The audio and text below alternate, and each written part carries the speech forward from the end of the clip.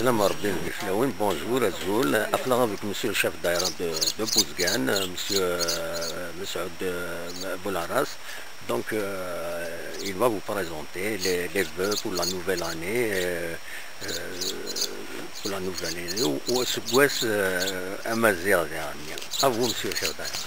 إذن ولو شيئا متأخر، ولكن بمناسبة حلول السنة الميلادية الجديدة وحلول السنة الأمازيغية 1962، أتشرف بأن أقدم أحر التهاني والتبريكات لسكان بلديات ضائرة بوزغن وأسقاس أمقاس إن شاء الله بالخير وبالإنجازات إن شاء الله.